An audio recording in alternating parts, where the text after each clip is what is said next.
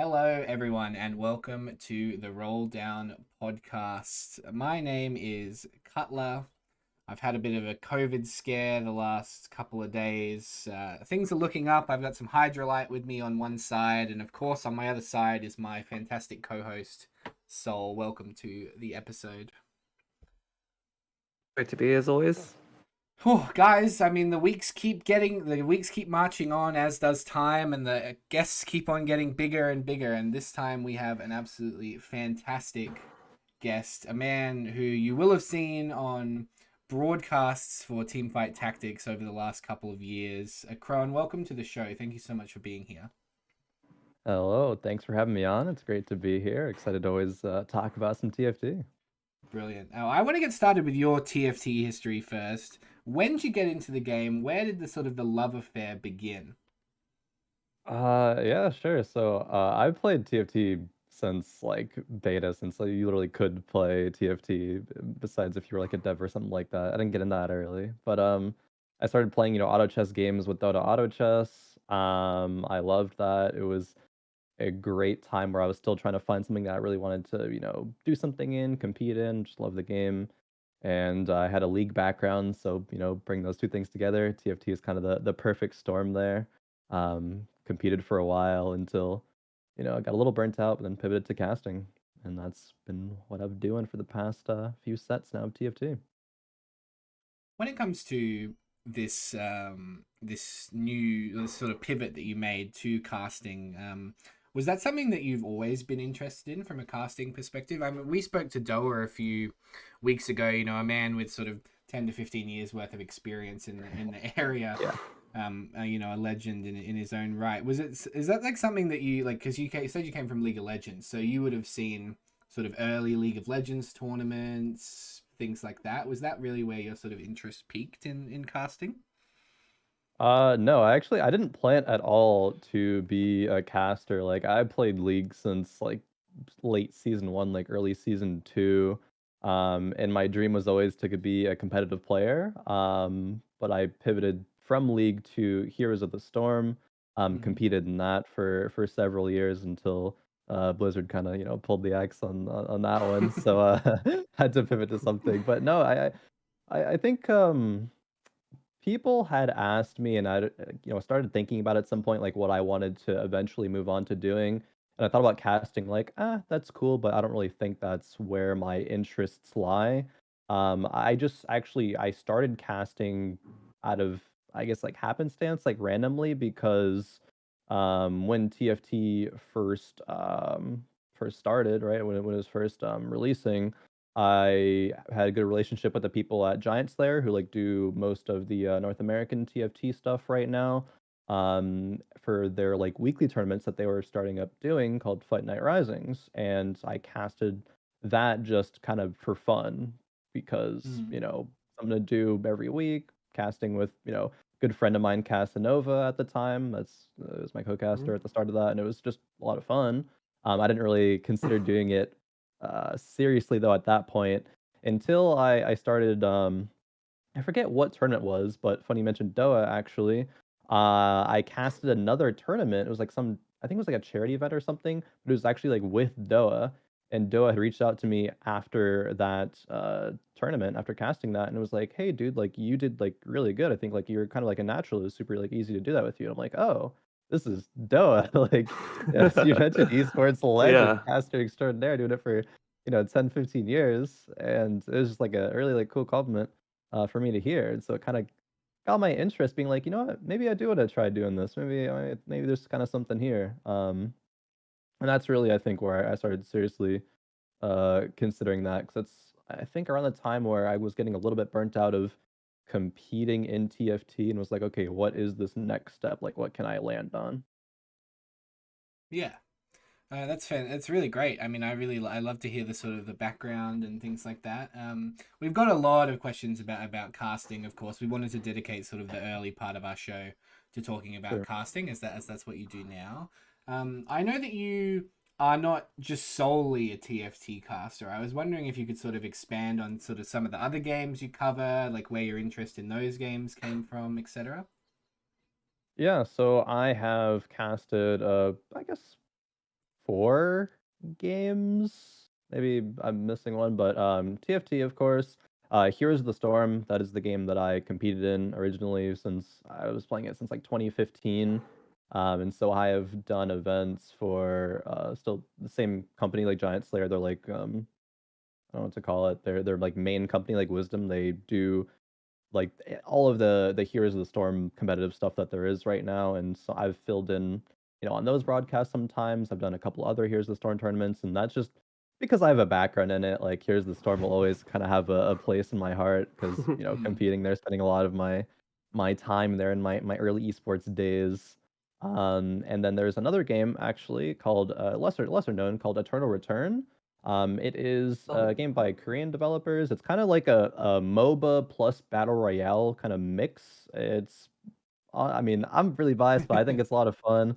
Um, I started playing that game, competed in some like amateur tournaments, and then eventually started casting that. There's been a couple of tournaments actually also done by Wisdom for the production side that I've gotten on and have moved on to a couple other things for that game, but yeah, that game as well. And I did cast Legends of Runeterra once as kind of like a package deal because Twitch Rivals was doing a TFT plus Runeterra. Oh, I think that was one where I did League, Valorant, TFT, and Legends of Runeterra. And Casanova and I casted the Legends of Runeterra and TFT part of it. I don't think I'm really a card game caster per se. It was a lot of work and prep that I did, and I got to the event, and was casting it. I'm like, I still don't really know what I'm talking about. So it was really difficult. Card games really not my thing in terms of casting them. I did play a decent amount of Legends of Runeterra, and I have background in like Hearthstone and stuff. But yeah, those are the games that I have casted. As we talk about a lot on this podcast, both Sol and I come from competitive card game backgrounds. Oh, Sol, okay. of course, from Magic the Gathering, and me from Pokemon. And we've both, I think, 90% of the TFT players that you meet, you'll ask them what they did before TFT, and they're, oh, we played Hearthstone.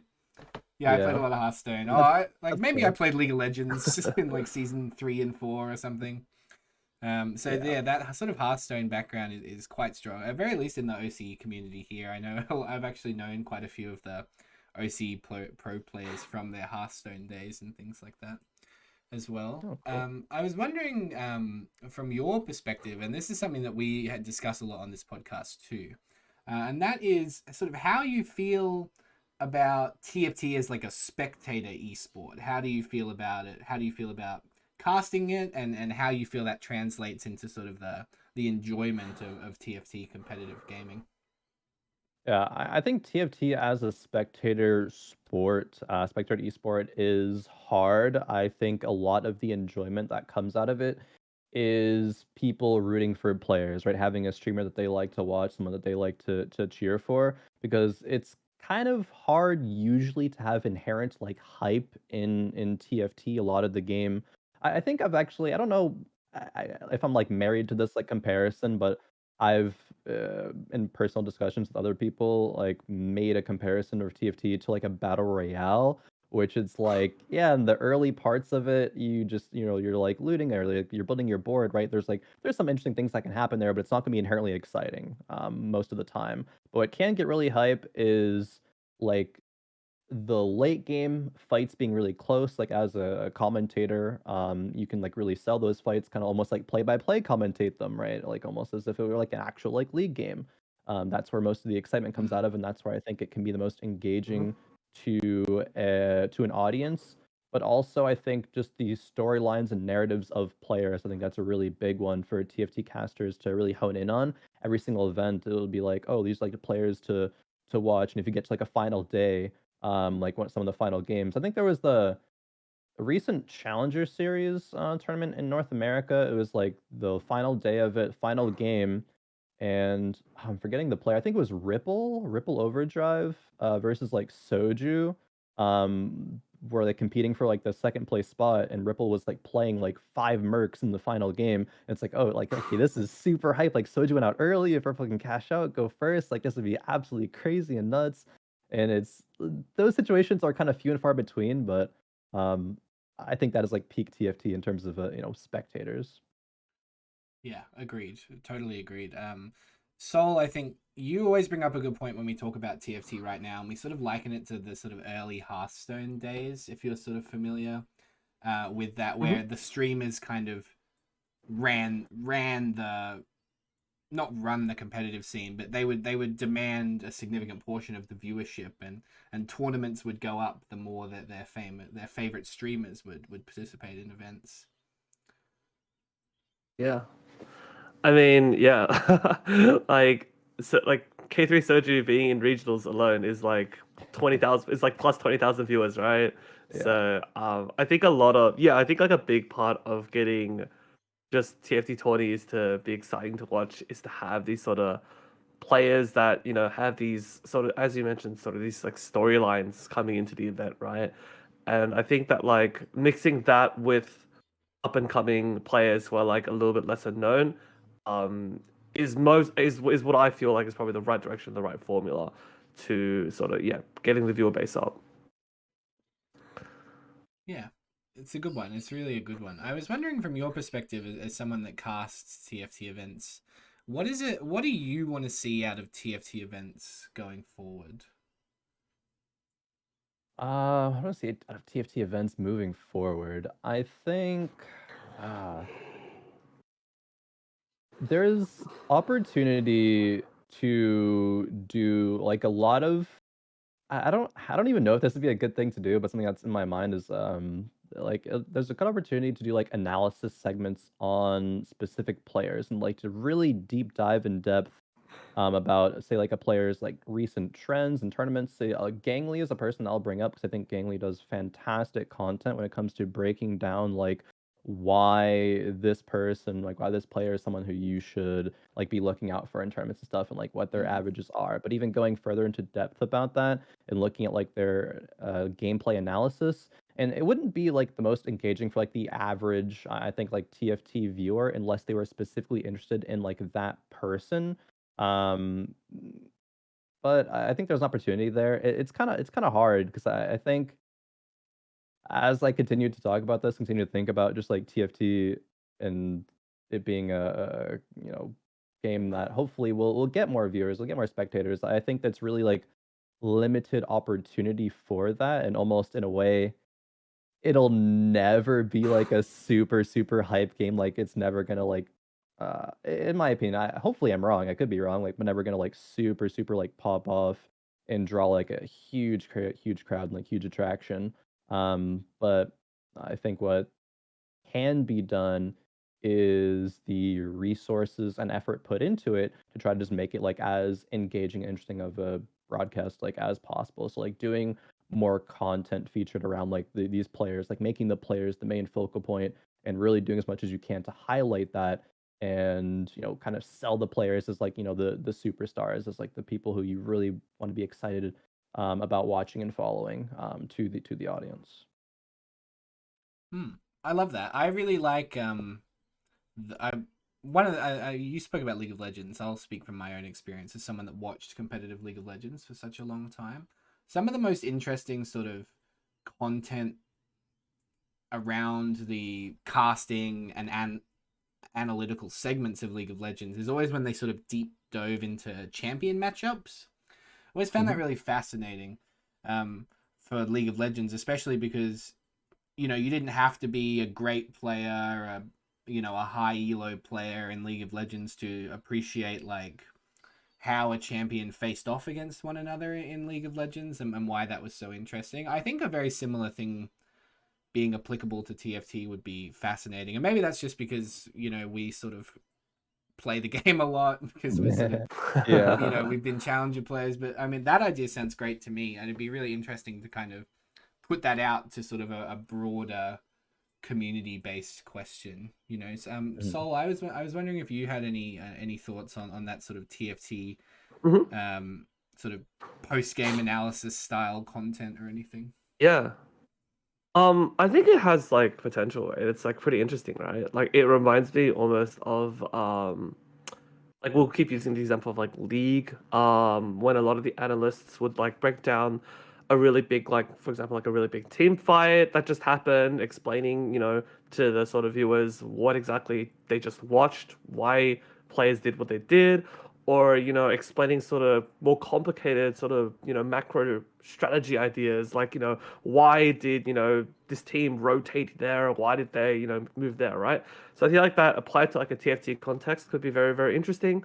um you could be like looking at looking at somebody's like roll down, like it's like a clean 30-40 seconds or so of gameplay and analyze, why did they sell the units they sold, why did they hold the units they hold, what were they looking to actually do. I think a lot of like these a lot of like the sort of smaller details and minutia can get lost in just like watching the moment. It happens really, really quickly. And yeah, I think it's like for viewers it could be like very, I guess, easy to miss and not really understand why the players are doing what they're doing. And I think to a bigger extent, like that can be applied to sort of like thinking about like positioning. You can be like, okay, this, like, if we actually break it down, this player knows that they have this player in their rotations. That means that they should be trying to play around this, right? Like, but like things like that, like if you don't really have someone to break it down, have someone to explain it, as a viewer, you're just watching a guy randomly move things across hexes. So yeah. Yeah, really, really interesting. Crone, I want to ask you a little bit about TFT itself. This is the first time we're getting a chance to speak to you, so it'd be lovely to hear your thoughts on sort of set 6, set 6.5, how you feel where the kind of game is at the moment, things like that. Yeah, I mean, I think set 6, by, large, perception is a really big success. Set 6 has drawn a lot of people, back into TFT, and a lot of people just re-excited about TFT again. Even a lot of competitive players, right, came into set 6 and was like, "Oh, yeah, set 6, I'm gonna, like, really start trying again." Set 5, everyone was burnt out. It's kinda a Yeah. little bit of the same storyline every set. It's like, "Oh, yeah, next set waiting room," right? But set 6 actually, like, I think really, really delivered on a lot of aspects. I think that augments, they have their flaws, right, as anything does, and it's a huge, huge, huge task to try to balance everything and make it, as good as possible. But I really do think augments are a big success. I think that at least from my perspective in casting TFT in set 6, talking about the potential storylines, like there's so much. There's gonna be like, way too much that you can ever like, talk about from what a player can, try to plan for, what their options are, try to delve into that. But it creates just a lot of cool situations that are really, really exciting, really rewarding, and kind of new and fresh ways to approach it, right? Like you've there's been players talking about the fact that in tournament they run into a situation that they've literally like never run into before because of augments, and they have to literally just like adapt, on the fly. And maybe, they've grinded a lot of ladder games, so they have like been in that situation maybe like one time before, and they know how to like play that route. But oftentimes, like we won't see that because players will just maybe go the standard option, like pick the safe, augment choices. But it's really when you get those more niche ones, those very specific scenario ones that you can really kind of tell, who's done their homework, right? Who's really Mm. put in that time, and who just has just such an advanced understanding of TFT right now. So I think it's really exciting and really, really cool. And even just as a casual player, I think it's cool as well because they're like, oh, how is this going to go? I pick an augment, it gives me my direction. That's great. I don't really have to like, think that much anymore. It's kind of why I think casual players like liked chosen mechanic, is set 4 because it's like, Mhm. okay, I found the chosen unit, that's my comp. Boom, great, like done. Augments can do a similar thing not necessarily in the same way, but I think similar concepts apply. So set 6, I like it. Set 6.5 as well. I think I like it. There's couple of there's a couple things like balancing issues and stuff, but that, again, that's always gonna be the case. I'm not gonna hold that over, anyone's head, right? Like game development is hard, right? Appreciate your game developers. That's all I'll For say. sure. Yeah, we've got the recently announced micro patch that we will discuss later when it comes to balancing. I think that there's some interesting stuff in there. And from Mort's Twitter account. So if you guys weren't aware, who are listening to this, maybe on the audio version or live right now, there is a micro patch coming out, and we will be talking about it in a little while. I was wondering sort of some of your favorite, ignoring the balance changes, balance issues. Are you someone that generally gets excited when they bring units back from previous sets? As someone who's basically played since the beginning of TFT, you're seeing things like Aurelia return, Draven return for I think the 4th set now that Draven's been in. I think set Yeah, third or 1, fourth. 2, Fourth, 5, and yes. 6. Yeah, Right? there I you don't go. know. God, memory's hard. But so those kind of units and that kind of thing. How do you feel about sort of the units that we've got in 6.5?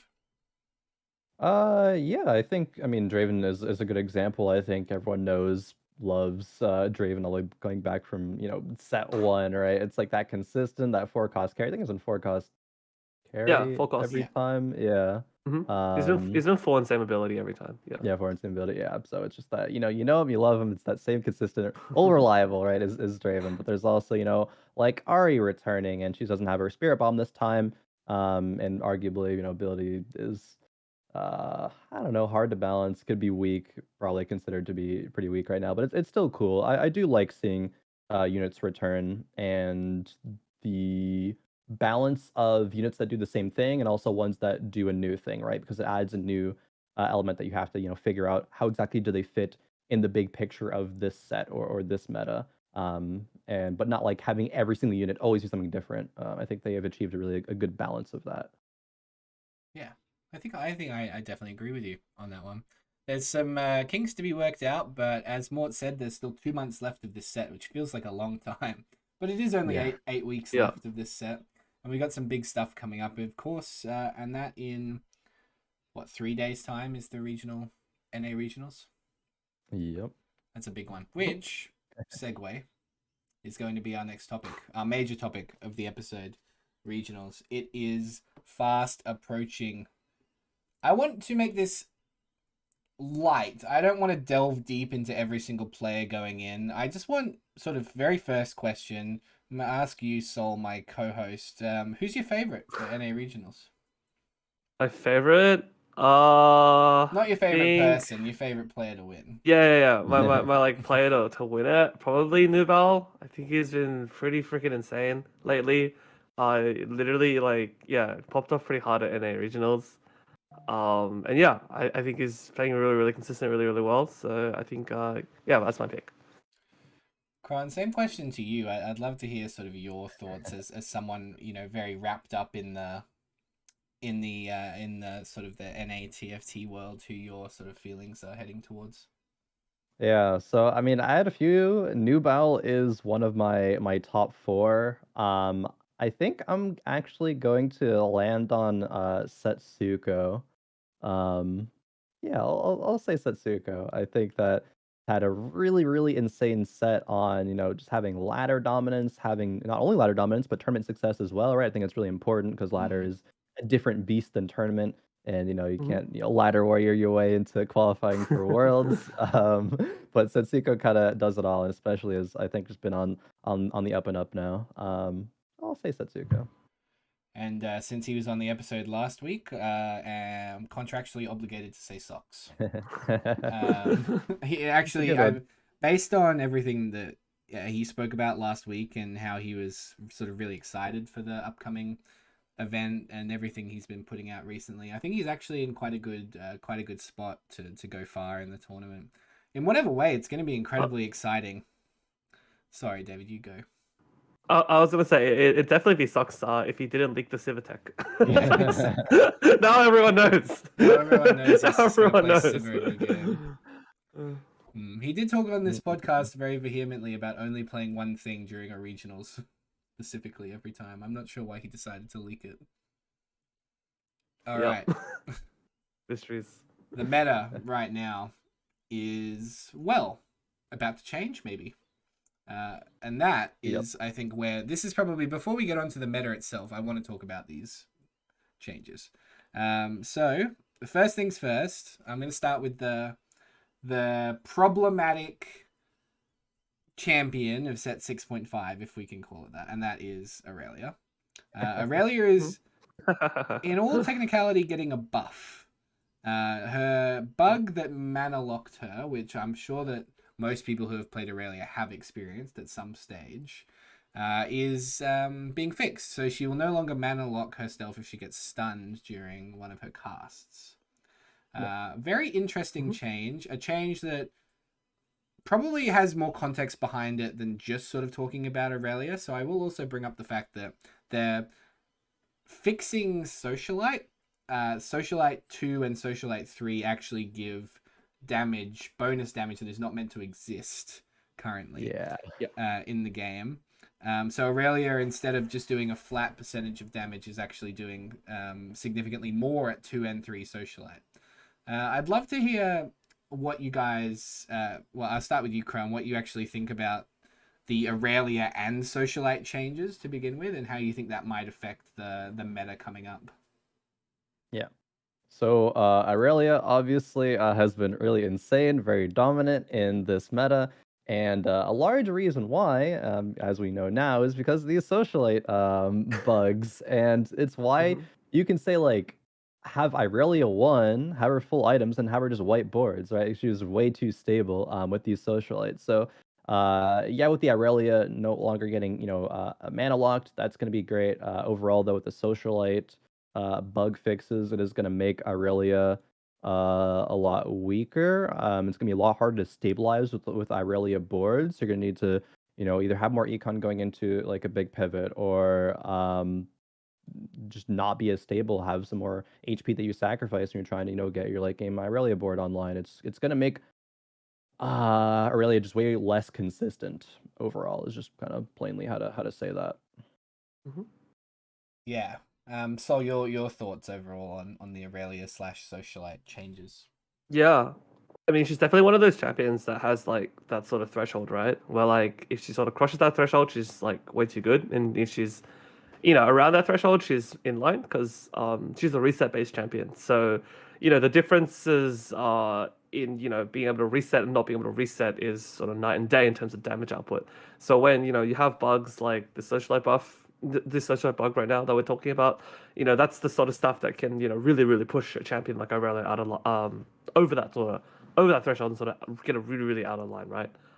So yeah, I think the bug fix is definitely good. I think it definitely is needed. And I think that even though it's literally right before the regionals, like I feel like, I mean, this is probably gonna be the bigger point of topic later, but I feel like a bug definitely needs to be fixed, right? Like if it doesn't say it does this in the game, you should probably fix it. So yeah. Yeah, agreed on that one. I also want to say as well that the socialite changes nerf a lot of stuff that's really good, not just Aurelia. Like Twin Shot Socialite will be getting a pretty significant, well, not significant, but it basically halving the bonus damage output that you're supposed to get. So Gangplank will be a little bit weaker, I think, coming into the event. It's still a good unit, mind you, but I do think that changing 2 and 3 Socialite is very nerfs a lot of the stuff that I think people have a little bit of a problem with right now. Most importantly, being sort of Twin Shots and Aurelia, not sort of counting mutants or any other comps that are really good right now. Definitely makes it less splashable in everything for right now. I guess one of the benefits of not knowing that this already existed is probably that it's not going to change your playstyle too much when you are going to play Socialites. That's another big one. I'd love to talk about the True Justice Enforcer augment, because this one I didn't know this was a problem until about 2 days ago, when a Caitlyn 3 just destroyed my entire board, and I was sitting there after the game, and I was thinking to myself, what just happened? Like, why did I lose? Like, why did I lose this fight? I really thought I was a shoe-in to win. Crowan, your thoughts on sort of the True Justice benefit of sort of Giant Slayer amplification of the Enforcer augment? Yeah, I mean, it was really insane. Playing and seeing boards that are just like, oh, True Justice, I'm picking it. It's just like that's kind of feels bad. Yeah, Jace 1, you get 4 Enforcers online, it just wipes boards, and with 1 Giant Slayer on them. It's just, yeah, it's too much. A much needed fix, and I'm glad that, I mean, that's a bug though. Unlike the Socialite, that was like, if people really wanted to bug abuse and they saw it, like, sure they would. But most people trying to get like good practice and like like practicing for regionals and houses, like, they're not picking True Justice. They're already avoiding that. So it's probably not going to have too much of an impact on things in general. It's just yeah, a good fix. Glad they catch it and Yeah, stuff. So at thank least God. people won't be stealing your LP on ladder if they run into that. So yeah. Yeah, interesting sort of small ladder change more than anything really, because I think the chances of even seeing like 3, 4 Enforcer True Justice games during the entirety of regionals was probably pretty low. Yeah. Like just based on the Mm. percentages. The next one I want to talk about, and I'll start with you, Sol, on this one, is Yep. sort of a bug fix buff to Corki, where his ability no longer fizzles if his cast target dies during the animation. Yep. Corki is not the only unit that suffers from something similar to this. I know that Mhm. a lot of people have already mentioned another Yorda, which is Gnar, that suffers from a similar Is Gnar problem. still bugged then? Yeah. Yeah, that's what I really, really So want to know. Oh Mort talked God, about it in yeah. his tweets that they've already got the Gnar one sorted for 12.6, Yeah. but because Mm. it's a significantly harder change to make based on the coding of the game, they will do it Right, later right. instead of now. Whereas Corky's is apparently much easier to micro fix. Mhm. Yeah, Yeah. your thoughts on a sort of a small Corky buff? I think it'll be good. I mean, I think Corky's in a pretty decent spot actually. He's actually not bad as a carry. Especially especially if you 3-star him with like pretty good items early. So, yeah, I think like this won't like have like massive earth-shaking effects or anything on the meta. But I mean, it's a nice little buff for a champion that was already in a pretty good spot. I think. Agreed with you there on that one. The final change. VIP Draven no longer keeps his VIP bonuses after Debonair is deactivated. Crone, I didn't know that this was a bug or a problem. Sort of, how do you feel about Draven in the meta right now?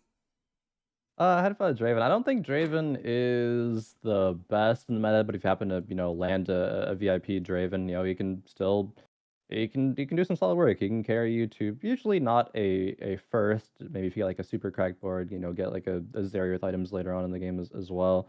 It can really do you some good. But Draven's kind of that mid tier. Like, okay, if you happen to roll into VIP Draven, sure, it's a great pivot. If you're looking for solid, a bunch of different options on your level 7 or 8 roll down, right? It's going to be a viable one. I didn't actually know this was a thing either, but I don't really think it's going to be that impactful because generally, if you're playing VIP Draven, you're going to be playing 3 Debonair, right? You can tech those in. That's easy enough, right? You have your Leona, Zeri, Syndra, whatever. Syndra, pretty solid. So yeah, you can fit 3 Debonair and usually keep those in. So not too big of a deal there, I don't think.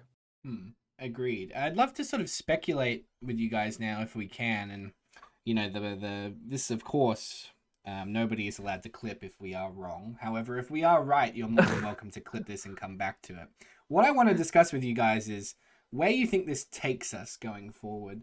There's a couple of there's an Aurelia buff, but an overall, I would say Aurelia sort of balancing out of her overall power, as Sol mentioned. I'd love to know, a Draven change. This leaves 4 costs in an interesting spot where they aren't as powerful. They aren't as powerful tomorrow as they are today, for example.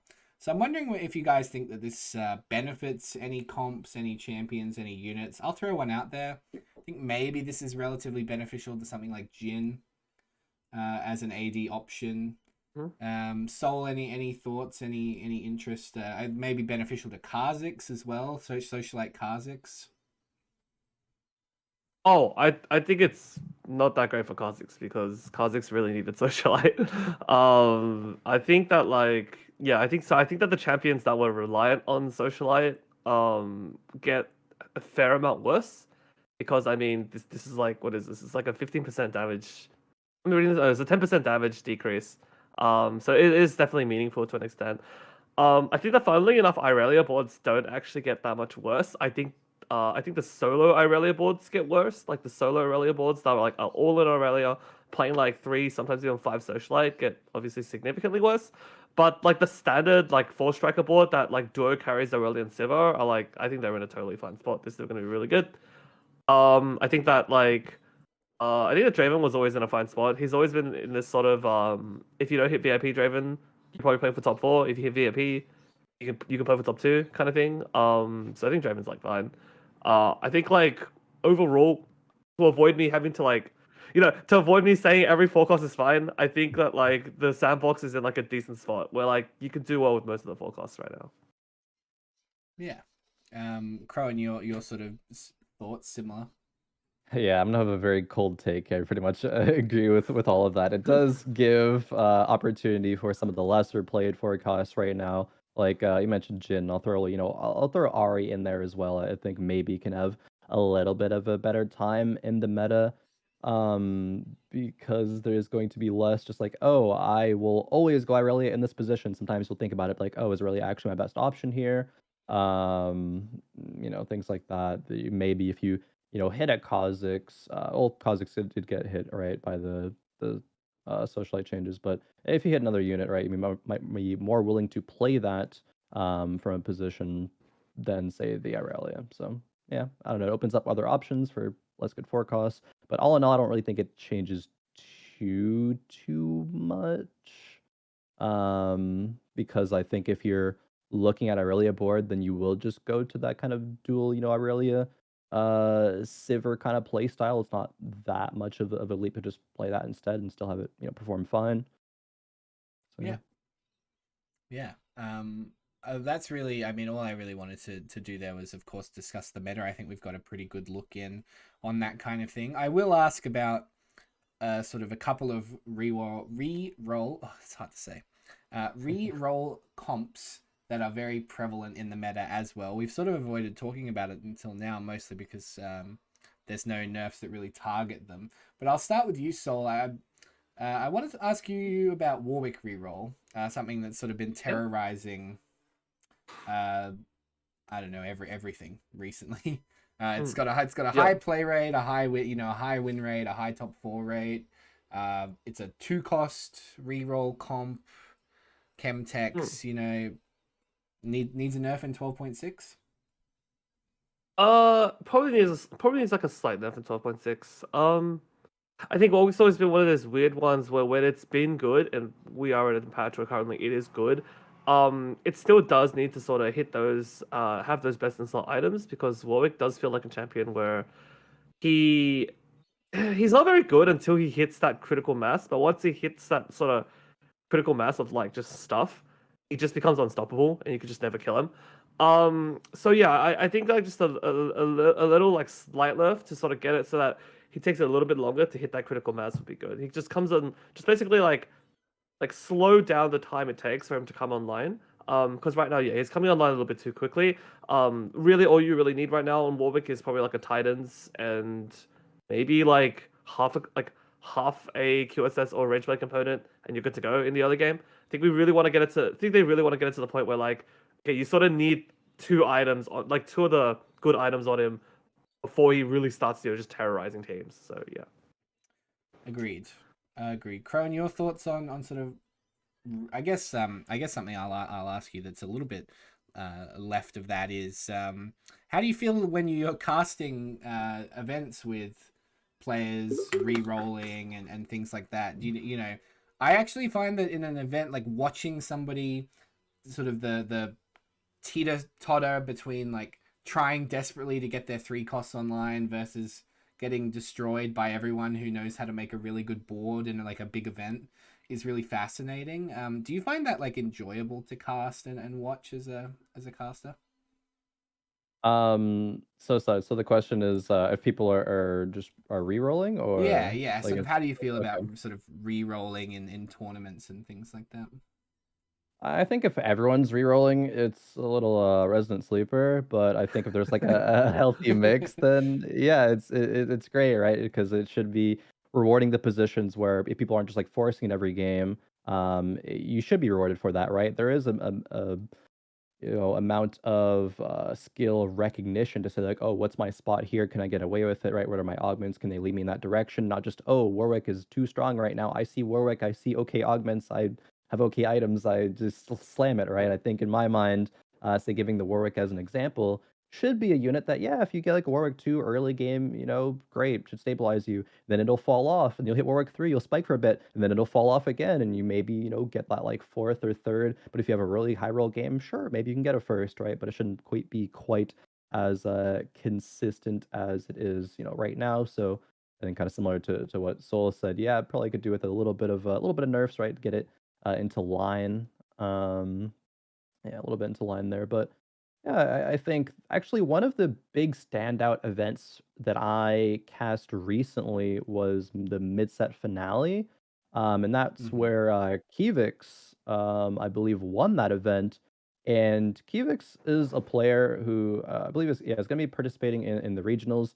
Just picked whatever unit, whatever 2 or 3 costs they hit, and just re-rolled it. Like it was actually Hmm. so insane. They just did whatever. They rolled like Zach plus like I don't even know what other 3 cost it was at that point. It's like we rolled like just pick any 3 costs or 2 costs out of a hat, just re-roll them, right? And they won the tournament with it. It was absolutely insane. Just to take that specific of a playstyle because no one else was doing it at the time. I think there's maybe like 1 or 2 reroll comps, right, that people would go for, but Kivix just took that to another level, and that is super hype and super interesting to watch, especially when it has success. Because if you look at that, you're just like, oh, this player is just picking a reroll, picking a unit, rerolling it. That shouldn't be good, right, on paper, right? Like there's reasons why reroll comps are good and they excel, right? Because they've been kind of finely tuned. You get all the pieces. They've been, dissected, right? Look at Warwick, you know every single specific unit you want, every specific point. But Kivix was just breaking those barriers and just kind of doing whatever. And it was just crazy. Hmm. Yeah, I love that. That's great. The last one I want to touch on in our reroll section is of course Twitch. It's been getting a lot of nerfs previous patches. Still in an okay spot, I think. Still at the very least a represented comp that we might see in the meta. So your thoughts on sort of where Twitch is right now? Obviously, the socialite change doesn't really affect Twitch too much. You do only really Yeah. ever play one socialite in Twitch, to be honest. Hmm. It's yeah. I think it's like getting close to being in a good spot. It feels like man, Twitch is like a weird comp. It feels like it's been like the most consistent and robust reroll comp in like this entire set. Because I feel like even up until now, after like so many like innovator nerfs, so many like other random nerfs, I feel like the comp's still pretty good. At least like in my ladder games, I still like run into it like all the time. Like there's plenty of people playing it. Do I think that the comp is like forcible? I mean, I think you can, but I don't think it's very good if you force it. But I think like if you natural a lot of twitches early, like yeah, it's a pretty good comp to go into. It's also like very easy to play, very like straightforward, very easy to like not get dizzy with. So I think the comp's in a good spot, and I think it's one of the reroll comps that stands out to me. Yeah. Crowan, I want to talk about caster POV, preparing for an event, getting ready Mhm. for an event on the scale of something like a regional championship. As a lot of people say, the second most important event of the year. I Yep. was wondering, like, from your perspective, I would love it if you would talk through, I got the call up, I'm going to be casting an event. What do I need to know? How do I go about preparing? I'd love to hear your process on this kind of thing. Yeah, sure. So in for me personally, it's probably going to vary a little bit from caster to caster, but me personally, I really think that regionals for event like regionals for TFT is a time to really understand and sell the players. So going and looking at, okay, how has this player performed basically in every single tournament that they've had, this set, maybe even sets prior, right? What's their storyline coming from previous sets into this one? Have they fallen off a little bit? Have they done better? So yeah, taking a look at everything around that player, what they're playing in the meta right now, even like going as far as to being like, oh, what's their preferred like starting item, right? What's that going to lead them into? Just knowing everything that you can to have the context about being able to predict what that player is going to do in the game. I think that's probably the major one. Also, just just generally knowing the meta trends, right? Just jamming games, just looking at ladder, what's performing well. What are some maybe some niche things that aren't really that popular, but also maybe could show up, right? You want to be ready to talk about these kind of I don't know, like underground comps, right, and things like that. but also just have a in-depth understanding of the ones that are going to be good and popular to be able to make, these predictions of, okay, we're probably going to see X, Y, and Z. I would really like it if we do see, X, Y, and Z, and then making predictions of like knowing the meta enough to make predictions of, or knowing the players enough to make predictions of how is the meta, how is this tournament going to shift just day to day of that tournament? Because I think that's always one that I personally really, really like looking at, and it's really hard to speculate. I think beforehand, but you can make educated guesses of like, oh, how has a player approached a previous tournament? Have they made really massive, changes going from day one to two in their play style, or have they kind of seen something that happened day one and like, oh, it clicked. I'm gonna do this as some people will do. So yeah, all in all, to summarize, a lot player focused, understanding what they're going to be doing, understanding their tournament history, even like ladder history as well. Recently, I think is not irrelevant as well. So, Hmm. but then just the meta as well in a general sense. Love to hear. That's great. I love that. I love the focus on the players that TFT has. When we spoke to Doa, we sort of talked about what it was like to cast a game where you're kind of trying to get into the mind of players, like because you sort of playing a lot of, you're predicting, you're using the education that you've given yourself to sort of guess how these players are going to perform, and then talk about why they're feeling a certain way or why they did a certain thing. I find it such a fascinating game to watch from that perspective. I was wondering from your opinion, and we've talked a lot about this in the past. We had Tycoon on the show, who is the sort of one of the tournament organizer for the OCE TFT esports events, basically. Mhm. We asked him a question that I really want to ask you as well, and that is, how do you get people to watch official TFT streams? It's a It's like hard the main question. the Yeah. main broadcast of Yeah, TFT the events. Mm. main broad, It's like, how. giving content that. Oh, sorry. No, Is no, there that's okay. anything No, else there? you Okay. you go. I got all excited. I was gonna say, giving content that you cannot find on a specific player stream. Because if you're watching the majority of a TFT broadcast, you're going to see everything that you could by just watching whatever player POV that you wanted to, right? There's nothing different there. The only thing that you're getting is the commentary over that, which, for some is really nice and they want that. But for the most part, people honestly really don't care about caster POV, I would say. The typical TFT viewer, they just care more about hearing what the streamer thinks, like what a player is doing in that position and things like that. And that puts a lot of burden on like, oh, like how can TFT casters like, make it a more interesting experience like for the viewers and things like that. But I actually think it ties into an earlier concept that we talked about and I wanted to bring back up about like, like what are the opportunities for this? And I think again, I'll reiterate, giving content that you can't find on other players' streams, like a pre-show or like a post-show, like a analysis, like even like in between, like break segments, which is probably hard. Maybe you can't get away with like in between show things because players just want to go from game to game to game. But say I think Sol mentioned earlier, like breakdown analysis of like what is this player doing in like this game situation. So like taking previous tournaments doing like highlight packages, so like oh players to watch, up and coming players, just giving a lot of I guess just like speculation and hype. I think I didn't watch it personally, but I heard there was some sort of like fantasy kind of like draft thing at the start of a recent Mm-hmm. thing. I think it was like the Challenger series. Mm. Yeah. So just yeah, fun, engaging content, getting people giving people more opportunities to just think about the game and think about the players differently than they already have. Because everyone's just used to, yeah, I show up, I'm going to click on the stream because I get the same content there as I would on the main broadcast, minus the commentary. Hmm. Yeah, I think I remember, and I may remember this wrong, a long time ago when League of Legends was first becoming a big esport. They used to give away stuff on the main broadcasts all the time, and it wasn't huge back then. it wasn't like a Mhm. massive esport. This is sort of season 1, season 2. It was kind of coming out of its infancy. It's sort of growing up a little bit. There was full-time League of Legends teams, etc.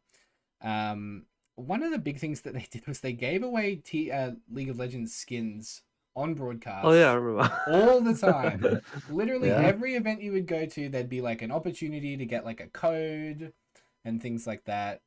Which sort of remind that when I heard about the TFT fantasy thing, because you can win eggs, little legend eggs from doing it. Yeah. That's such a great way to get people involved and get people interested. Because I love little legends, man. I don't know. I love collecting little legends. Like I'll play like I play like fantasy sports in my like spare time anyway. Like I'll play fantasy TFT. Hell yeah, that sounds great, you know. That's so I think the engagement mixed with incentives is a really interesting way to go about it. Yeah, I think so as well. I think incentive is a big one. Giveaways, right? They work on everything, right? You're doing, Twitter giveaway, you're doing a, Twitch giveaway, you're doing Yeah. anything. People like giveaways, people like free stuff, people like incentives to watch something that they were probably already going to watch anyway. Or even if, players or sorry, excuse me, viewers are watching the players, right? You can have the main stream open on another monitor, right? Or, tab back into it, even if it's, just for that +1 view, right? It still like matters in terms of showing Riot, hey, there's interest in TFT esports and growing that, because Yeah. a lot of what can make TFT successful is investment from from Daddy Riot, right? Give TT the resources so they can do more stuff, and that's always going to be a conversation there of, oh, like the TFT team, I think has been widely seen as pretty small, right? They do a lot with a little bit of resources, but imagine if they had more, right? What else could they do, especially the esports aspect of it, right? It's always been a talking point there, but yeah, it's a long-winded way to say I agree. More incentives, giveaways, those are good. Yeah, it's they can give away stuff. We may only get 1/10 the budget of LOR, but we deserve it. Oh no. Oh god. We've been talking too much about TwitLongest the last sort of months now on this podcast. I think I'm about sick of it, to be honest. And there's going to be less of them now that there's regionals around the corner. Hopefully. Yeah. Maybe after. I will say. Yeah. Oh. I was gonna say, I do want to add that I think it does really make sense for the official broadcast to sort of focus more on making the game more sort of accessible and sort of palatable to newer players that are just coming in, because I feel like a lot of the more experienced and franchise players of the game are always going to default to like the streamer that they watch, if that makes sense. Like, the Soju fans are always going to watch Soju, the Robin fans are always going to watch Robin. So I think as with those players, as we discussed, it makes a lot of sense to like, add a few incentives just to at least have the mainstream open. And I feel like, in my own opinion, obviously just everything's just my own opinion. It makes a lot of sense for like the actual content of the main broadcast to sort of be catered more towards players that are sort of new to the scene. They don't really know who all these players are. They don't know really like why they should care about who these players are, and all that sorts of things, right? I think it makes a lot of sense for that sort of content to be sort of catered towards that audience. But yeah. Yeah, that's a great point. I get a little bit lost in it sometimes, and I'm sure I'm not the only one who sort of gets lost in the. I've played this game for a long time, so I kind of feel like you feel like you just know a couple of things about this kind of stuff, but realistically, every TFT tournament there's hundreds of new players that have just started, players whose partners have convinced them to watch alongside them, players who are watching with their siblings and friends in Discord, or watching instead of working and things like that. So there's and they don't get the full picture that we kind of take for granted that we have because we're so invested. So how it's to have consistency, I think, is really important as well. If I look away from or walk away from my computer, or if I go out to lunch and I come back and I'm looking at my screen, I want to see I want to see the same people, the same thing. I want to be able to come back and feel like I haven't missed too much. I think that's a really important point as well. I can still follow along. I still see Crowan on my screen. You're talking about something that I understand and that kind of thing. So Mhm. love that. Really great For points sure. there. Guys, I wanted to finish off our sort of major topic, which is regionals, of course, with talking a little bit about the event itself. Of course, one of the things that I love about TFT is just how up in the air it is. I'm wondering if you guys have any sort of maybe surprise package picks that you think could do really well, or maybe even like a here's my bold prediction for what might end up happening over the regionals event, something like that. I will get started because I know it's a bit of a long-winded question. I will say that I think Mhm.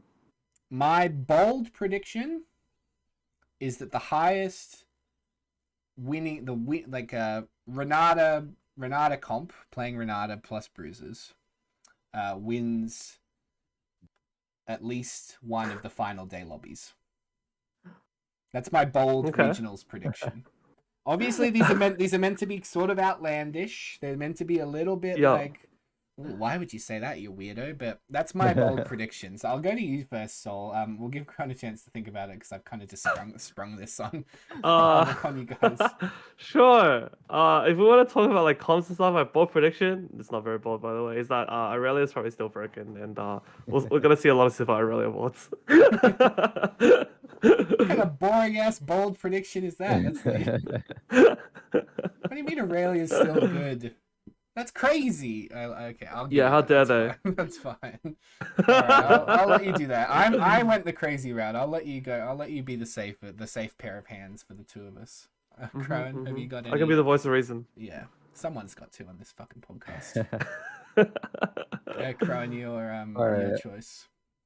Oh man, good question. Okay, bold prediction. I think players who go first and second in regionals will play majority reroll comps. I guess is that a bold prediction? That seems Maybe pretty I don't bold. I know. like that. Yeah, That's pretty that's bold. That's fair. Yeah, that's that's my fair. That's bold fair. take. It probably won't happen, but it could, right?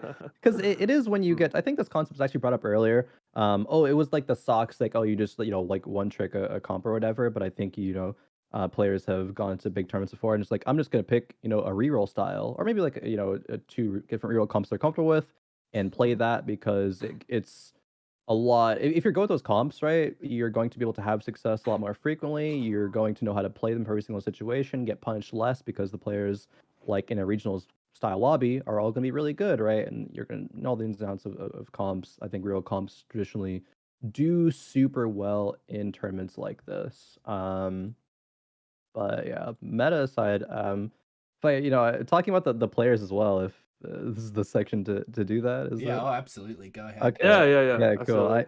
I think there's actually a lot of really cool storylines in terms of players moving into this event. I think there's been, at least recently, in my opinion, a big focus on the new kind of up and coming, emerging like new guard of TFT talent.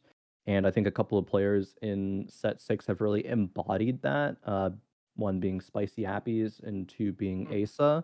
They are names that have popped up consistently throughout this set, and I think have the hunger and the drive to do well. And I guess I bring up those words specifically of hunger and drive because it's kind of like that in a lot of different esports. Like you can kind of sometimes tell that some of the older guard, right? They are used to it. They are there because they are really good, but that like hunger and drive isn't always necessarily like there, and that sometimes honestly is the difference between pushing someone to the top. In a game of TFT, a game of variance, it's harder to make that I think an argument, but I do think those are players that definitely could have a very strong run. I mentioned earlier that I think Setsuko would be my pick to take it, right? I think Setsuko is just very good, but I really want to see these newer players come out in tournaments like this and have a big impact, qualify for worlds,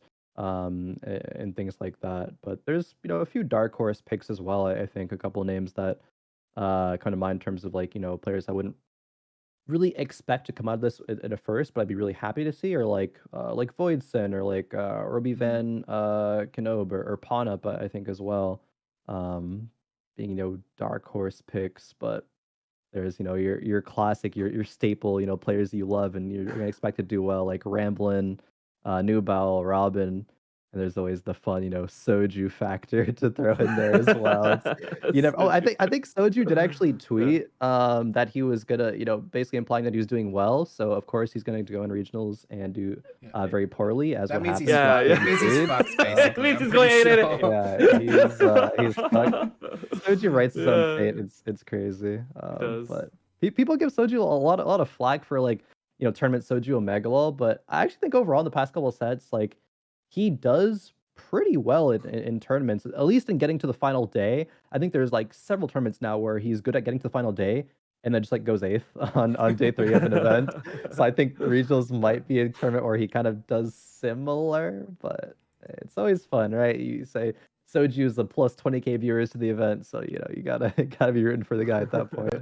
Yeah, I mean, you got to give For the sure. you got to flip the switch and give him the good RNG for day 1 and day 2 to really increase the viewership. Yeah, You can turn it back. exactly. You More can turn it time. back off on day 3. More time. You got us for Yeah. peak viewership, hopefully. It's a great point about Appies and Acer as well. I mean, we had a fantastic episode with Acer a couple of weeks ago where we talked about a lot about variance and about sort of proving yourself and becoming like a really, really good TFT player. Yeah. Because at the end of the day, this is an esport where you don't have a team around you. Realistically, it's just you. You've really Yep. got to be the one to push yourself, to practice, to know as much as possible, to understand your odds and your outs, and probably like we talked about probability and math and things like that with Acer. And those are the kind of intricate small advantages that you never see. But the second that someone like Acer comes out and destroys a tournament, you start thinking like, wow, like there's all these little things I can be doing to push myself to be a better player. Hmm.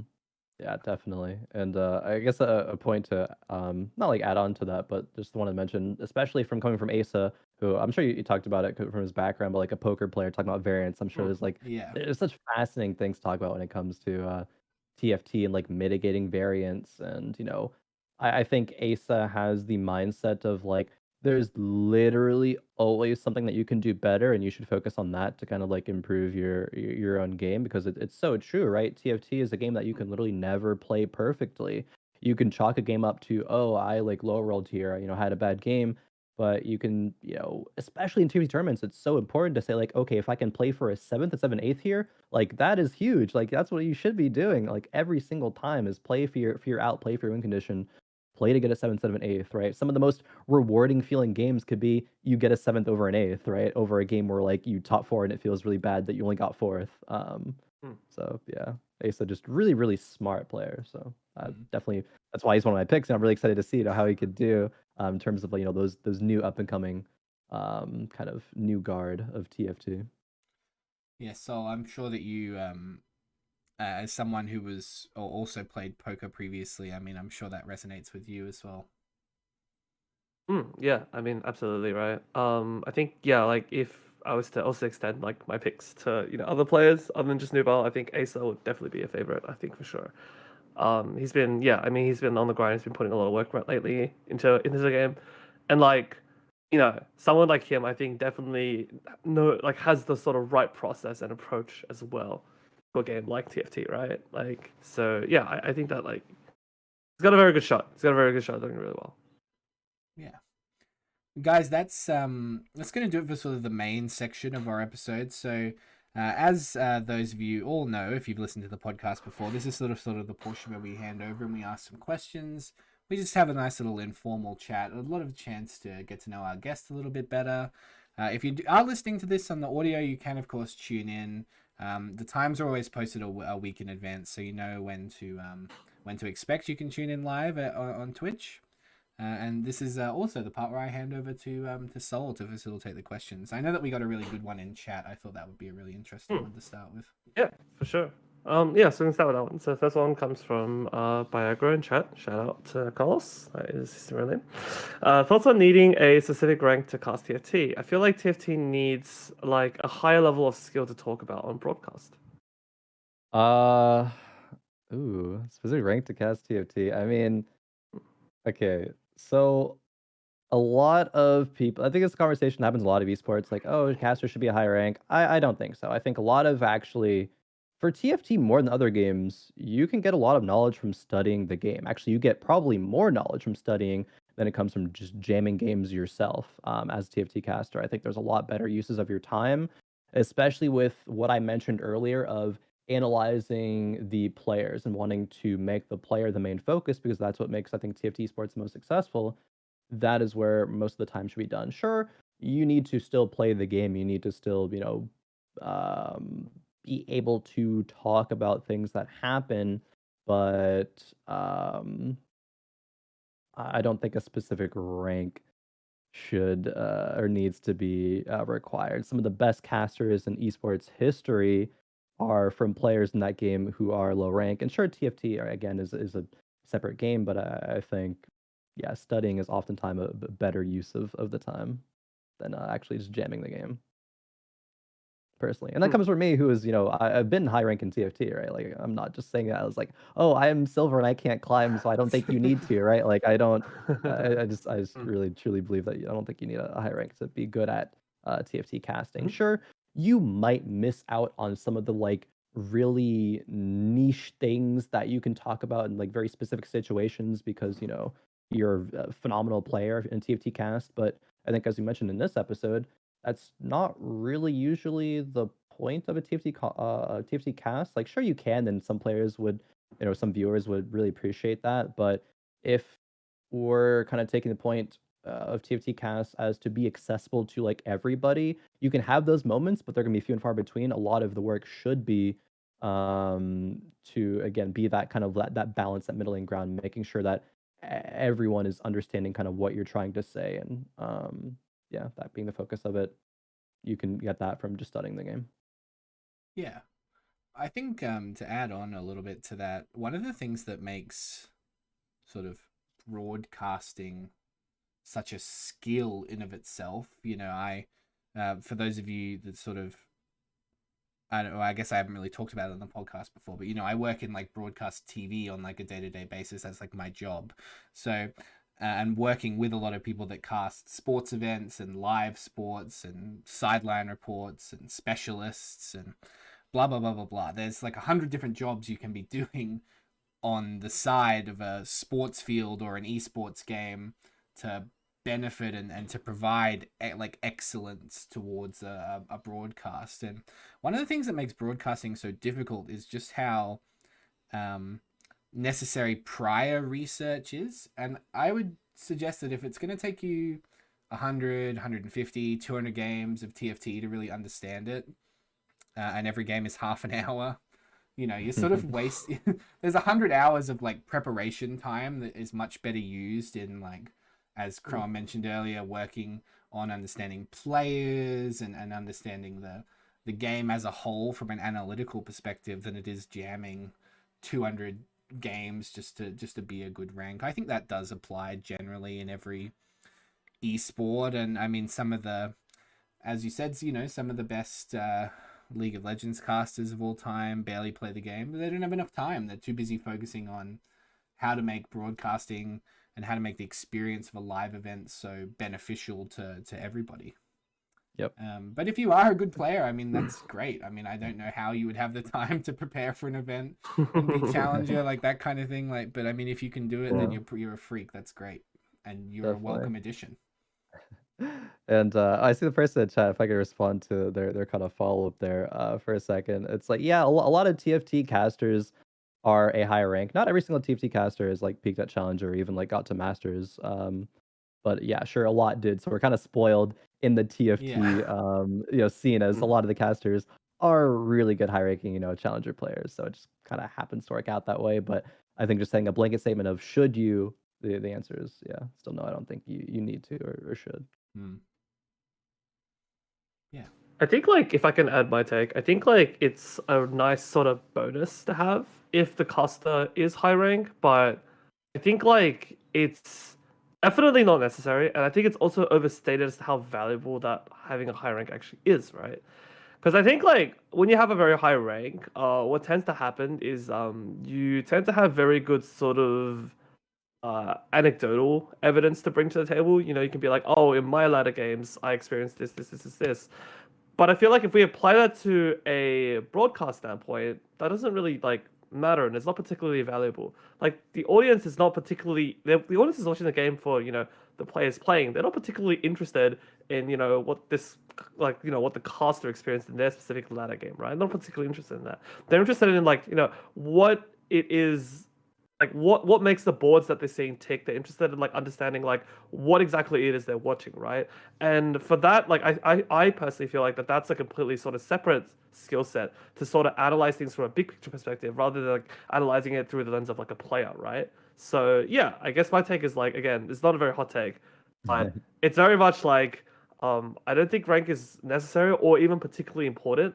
I think as Coron like highlighted, right, it's a lot more important to put in that prep time, to put in that research, to sort of really understand like what is going on in a big picture perspective, and then to figure out how can I make this palatable and sort of understandable to my audience.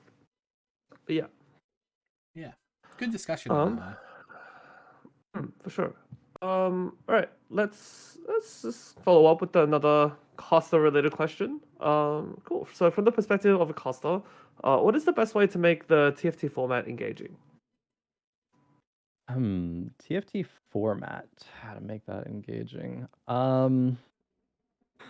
That's a good question. I think it's hard. It's hard. Engaging to an audience, I suppose Yeah, that's the implied. Yeah, TFT yeah. tournament format is like a big question. So I totally Yeah. It's a understand if this loaded question. question. This is the It's a very loaded loaded question, right? question. So I totally understand if it's like I'm not really sure. Yeah. Like totally understand that because it's a really hard question, and one we certainly don't Yeah. have an answer to either.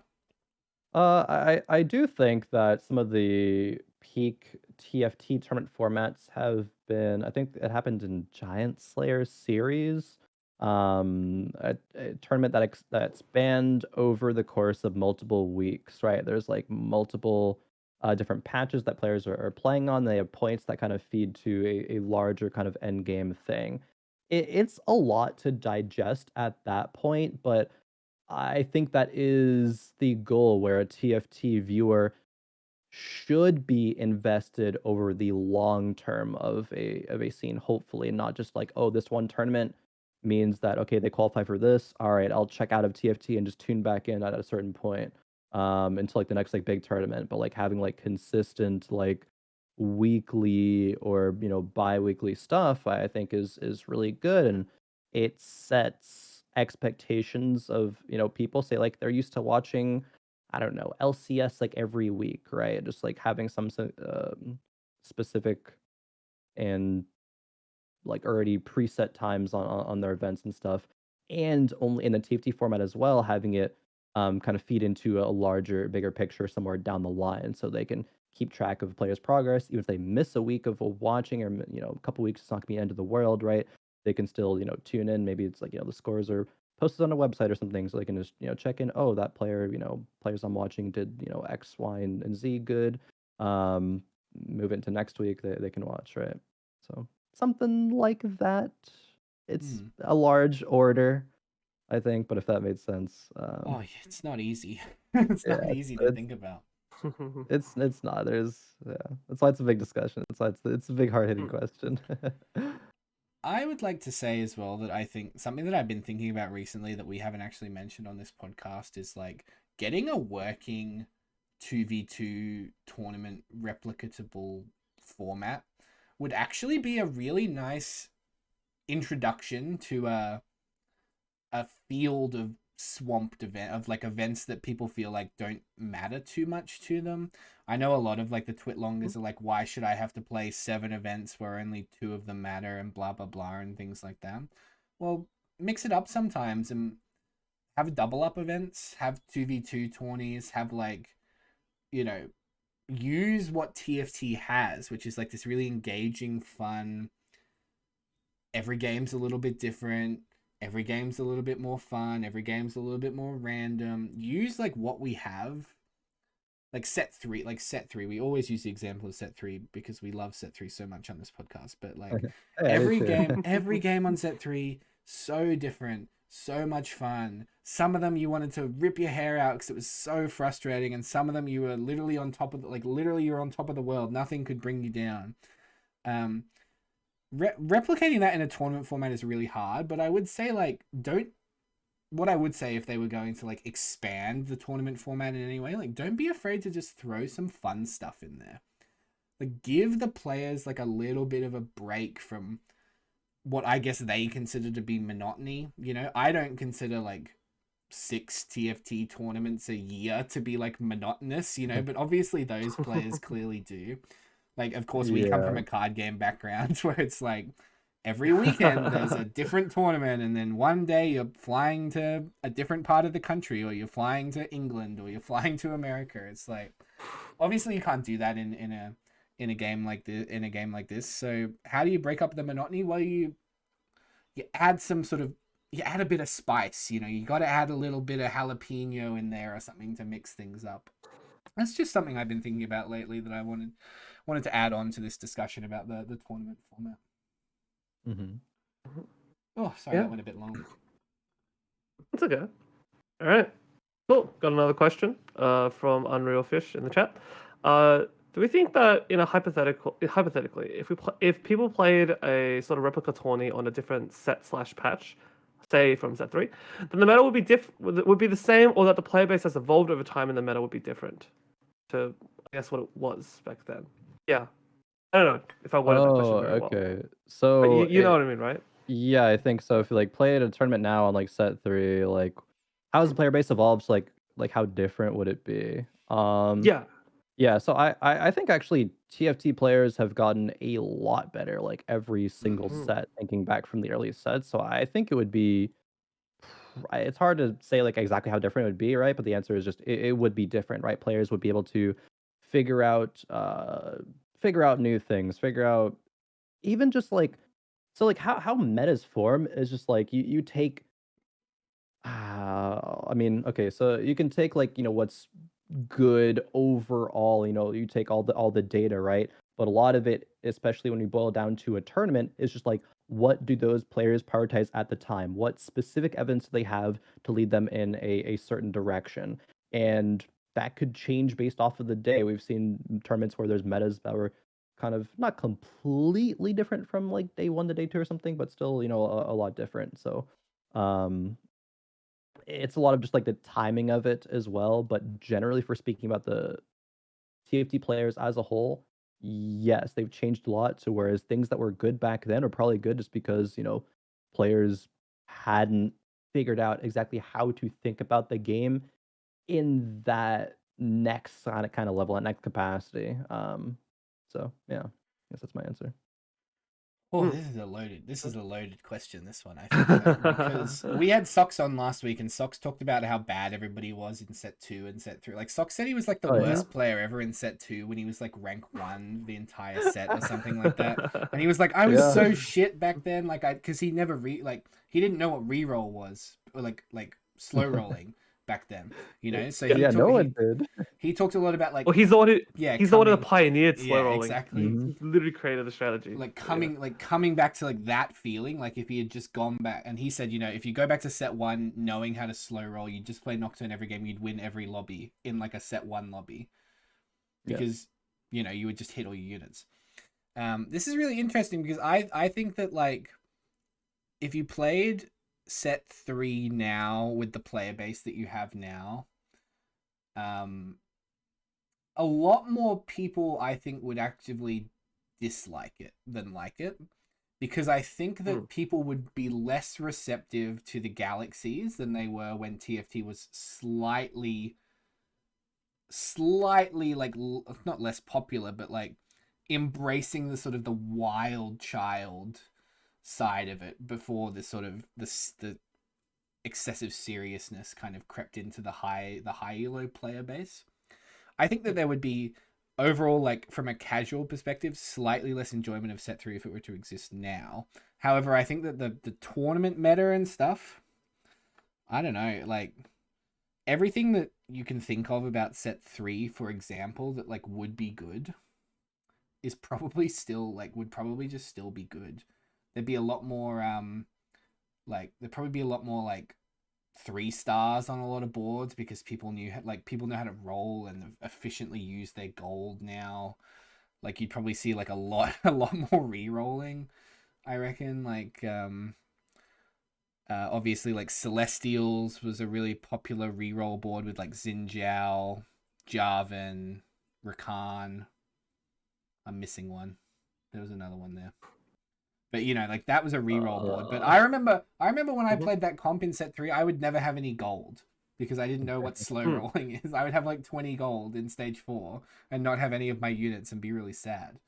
So like the cappedness of every board would be so much greater because everyone would have like perfect boards pretty much all the time the further you go back. Like you'd always like I'd never like donkey roll at level 5 for mech, like for fizz, you know, like I'd never like spend 40 gold at level 5 just trying to find that like 5% fizz. So sorry, Karen, I interrupted you there. What were you gonna say? No, my bad. I was trying to interrupt you. Yeah, I think actually the point of where boards are going to be more capped, I think that actually has a big influence on just the meta in general because these boards that were good were sometimes only good because they weren't going up against super capped boards, right? Because they were ones that were supposed to spike early and they could bully the lobby. They would get kind of more staying power just because other people wouldn't know how to use their gold, wouldn't know how to use their economy to make their, say, like late game, like 4 or 5 cost boards as good as they were, or even their like 3 cost reroll boards. So it's really impossible to say exactly how that would have changed the meta.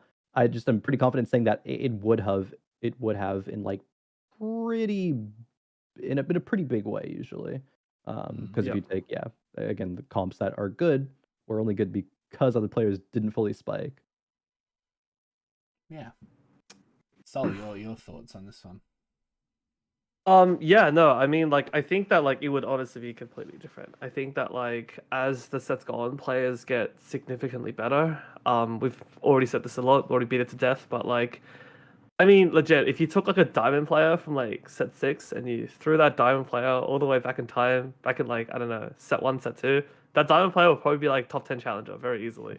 That's because, like, the game has evolved so much, like, in terms of understanding how they play, right? Like, as we discussed it a lot in the Sox episode like last week, but like prior to set 4, people barely even understood what playing flex even meant. Like people just picked the comp and bought units for their comp. And I mean, I remember this very, very vividly. I am very guilty of this. I remember back in the day, like, oh, I am playing Cybers. I am only clicking Cyber units. I am playing Rebels.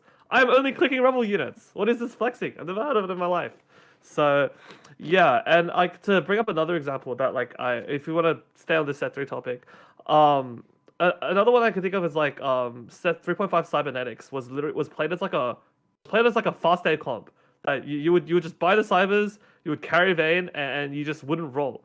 But if you think about it, right, it doesn't really make sense for that comp not to roll because that comp plays around a 3 cost carry, which is Vayne. But the thing is, nobody rolled at 3-2 back in the day.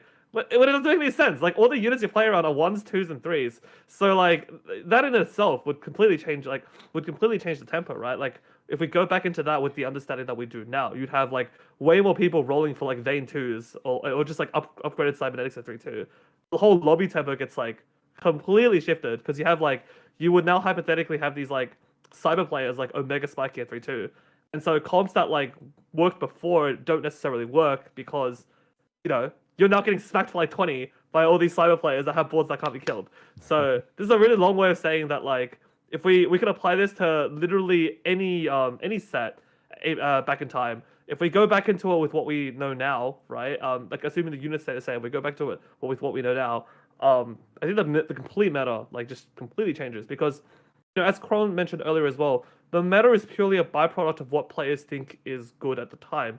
It's not really actually like a hard like solved thing. It's purely a consequence of like, okay, so like everyone thinks that this thing is good, so people then play this thing to counter that thing that people think is good.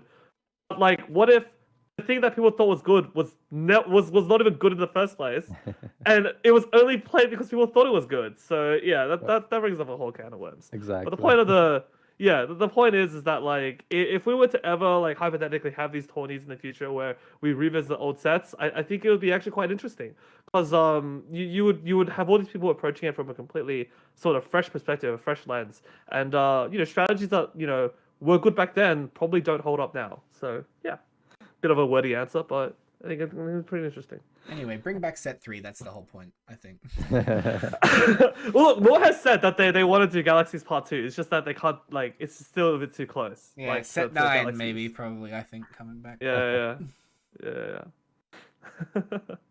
All right. Let's move away from the past a bit and move towards the future. What's everyone's so the question is, what is everyone's biggest hope for set 7? What are we looking forward to seeing? What do we want them to do? All that kind of stuff, basically. It's a tough one. Yeah. Hope for set 7. I think taking that question in a very broad sense really quick, I think TFT team, Morton and all of them do a really good job at learning from each set what worked out and what didn't work out. And I think coming from set 6 as well as all the previous sets, like how do I word this? The specific units that are in each set, right? Like kind of make the game feel like really, really good or bad. I had an example, but I lost it somewhere along the way. But like knowing like what units should be like what cost, should be like what tags, and even like I guess taking an example from this set, like having say like Rek'Sai and Sejuani being 3 tags, strong units, right? Like that's something that like, oh yeah, maybe that's a little bit problematic, right? And I had to do nerf something like that. So just it will get better over every TFT set, right? The dev team will just learn more stuff, but also I think you can take generally what has been seen as very favorably like augments and use concepts like that in TFT sets down the line and things like I'm sorry in chat as well, so I'm gonna bring it up like armories, like understanding like why they work, why they don't, and kind of putting everything that they've learned from TFT in general and just making a good quality set. So I just hope it's going to be quality, going to be good. And from the beginning, I think as well, that's like a really big kind of hit or miss for a lot of players. Is like, is the set well balanced, which is hard to do, but like fun and engaging and like has something for everybody, right? Like has something that makes the professional players like really excited to play, something that makes the casuals like not seem too overwhelmed as well. Like I think there's a really, really hard balancing act that has to happen in every single TFT set, but I think it again it just keeps getting better and better in terms of the execution of that every single set. Yeah, another good question here as well. I think we have confirmation of sorts that in some way or another augments will be making a return in set 7. I guess I've kind of gone full circle with it, like, oh yeah, love it, great idea, or not so sure, kind of do I want to play this anymore, blah blah blah, do I want to play augments? But at the end of the day, I think that Kron's totally right. Like every set they get more and more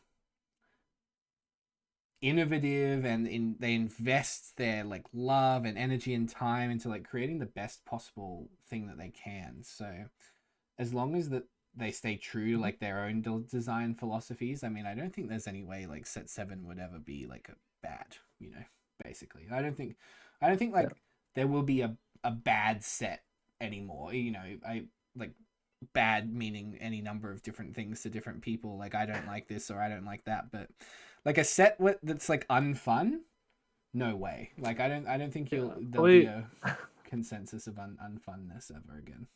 I think there'll be a 5.0 ever again. Yeah. Nothing quite like that ever again. Yeah. No more 5.0s, I think, in the future. Yeah. I think for me, my biggest hope for set 7 is.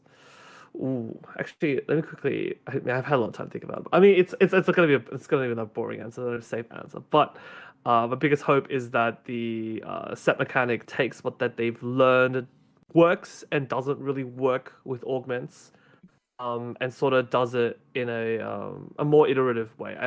I don't expect it to be perfect. I don't expect it to be balanced out of the gate, but I do hope that they at least by looking at it you can tell that like they've made a conscious effort to try to sort of improve on what they learn works and what doesn't work with set six, and go from there basically, because that's I feel like from your devs that's all you can really ask for. I think balance and things like that, you can't really expect them to get around the first try. These things take millions and millions and millions of repetitions and data and all this analysis to sort of really figure out where all the numbers should be. But I think concepts however you can sort of hold your designers to a higher bar, because um as like a dev, you do learn what works and what doesn't work, over time, as you iterate more and more, as you do more and more sets, right? So it would feel bad if, like, for example, set seven's mechanic comes out and it has the exact same problems as augmented in set six, and it's like, well, what did we really learn from set six, right? Like, let's say hypothetically set seven comes out and the augments have just a god awful, well, the set seven mechanic just has a god awful algorithm, and it makes no sense why you're being offered what you're being offered. And it's like, well, we kind of learned this already from set six, that it should be somewhat controlled. And it's like, yeah. So without getting too much on a soapbox here, I think that for me, my biggest hope is that the set seven mechanic is it's an iteration, it's an improvement, or at least an attempt to sort of build on what we saw in set six. I want to jump back real quick, because you touched on this a little bit as well, Crowan, about armories, and this is a question that was asked by Zando in chat. He'd like to ask you what you think about sort of armories, and what their impact would be on the game if they return. Now, we'll want to add that Motok himself has leaked that an armory-like mechanic will actually be in set 7. So this question actually does have quite a bit of relevance for the future. Yeah, I think, I mean, what armories do is they are going to, more often than not, right, eliminate variance. And so you can have, okay, I'm going to get, whatever it offers, right? I'm going to get like this thing here. So you can plan for it. You can, prepare. It's not just like completely, full RNG, whatever. I think actually it's interesting that Socks was the last person on, because I think Socks in the past has been pretty vocal about how he actually like was one of the people who didn't like armories. I forget the reasons why. But yeah, no, I think armories are fine. I think they're good. I personally enjoyed them when I was playing TFT. I think there wasn't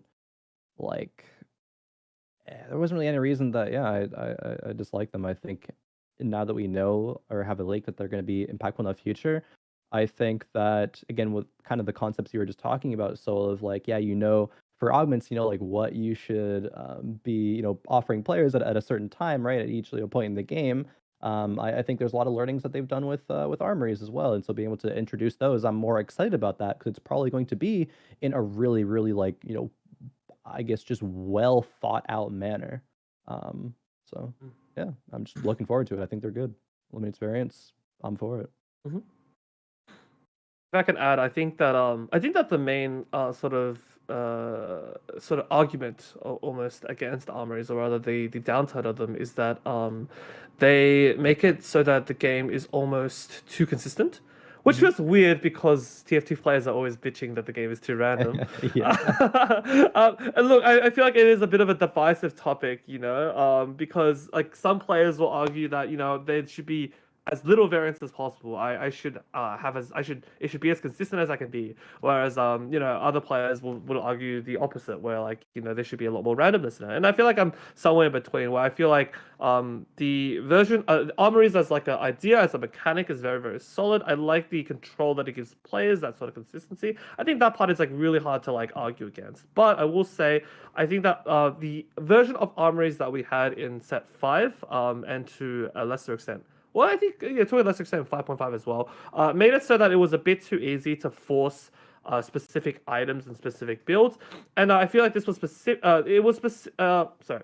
it was particularly skewed when you had meta warping items, like in Set 5, where, for example, like Shadow Blue buff LeBlanc, Shadow Blue Yeah. buff Rise. It's extremely easy to force items like these because of the existence of shadow items. Because like, sorry, not shadow items, because of the existence of armories. Like, you know, the armory shows up, it's guaranteed to, I think it's guaranteed. I think it was guaranteed or close to guaranteed to have a shadow item in it. And Yeah. then, you know, you see it and you're like, okay, cool, we're good to go. You grab this and, you know, you don't really have to think. So I'm pretty excited to see how they sort of again iterate and build on that, because I think it was a very solid mechanic that just it was a little bit sort of too raw in its form, and it just needed a little bit more polish to it. Yeah, if I could add, the only thing I'd like to add on there is like you mentioned a really good point about like getting the items that you exactly want every game.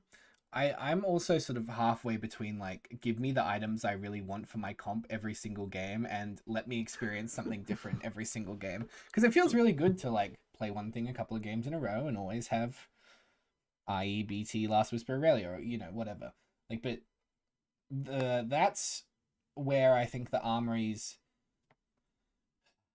can be improved upon, is to increase diversity in sort of game, in like builds and gameplay and things like that.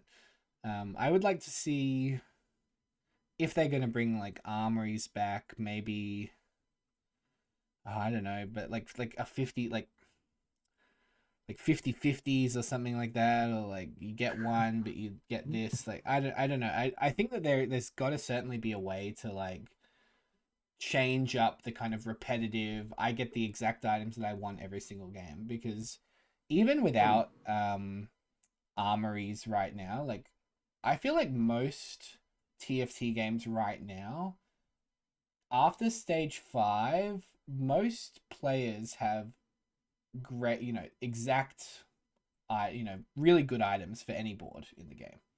So to increase the kind of variability and variance of that kind of thing, maybe there's a way that I'm not thinking of to sort of change that up, but I don't want it to be too easy to have full build carries in set 7. I guess that's my sort of point. Yep. I'd like there to be some variance in that fact. There's definitely a skill to understanding how to sort of slam and play around suboptimal carry items that I feel like was not particularly expressive in set 5 because of the existence of armories. So I think in set 5 you saw a lot of just straight up best in slot, like 3-item tank, 3-item like carry, and a big reason of it is because armories made it so easy. Whereas I think in set 6 that we see that now we've returned to just getting our items randomly through creep rounds.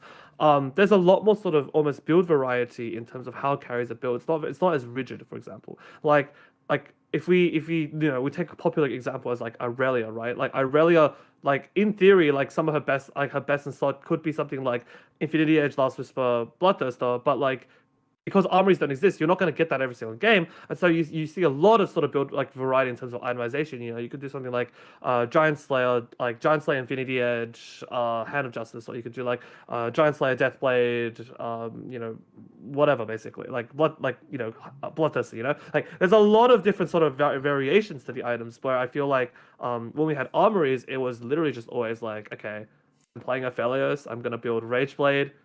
But it's like Deathblade and Giant Slayer every single game. Yeah. Or it's like, I don't know, I'm playing Lucian. I lost this for like one more item every single game. And yeah, so I think that like that was the sort of main sort of criticism, I think, in my opinion, of armories, where you just end up building the same items every single game. And if anything, when you don't get the items you want, it feels even worse because everyone else probably got the items that they wanted. So yeah, that is an interesting. There's a balancing act, that's for sure. Yep. Yeah. All right. I think we might do one more question and then we'll probably call it. Because yeah, I think we're getting close to the 2-hour mark. I think we've talked about this. We always do. We've touched on this a bit already on this specific episode. We've talked about this a lot in the past, but I think it's always good, especially to talk about this, especially when we have a caster on as our guest. How do we sort of feel about TFT's potential growth as like an esport? I think it is purely dependent, not purely, but mostly dependent on Riot and the willingness to put resources into TFT esports.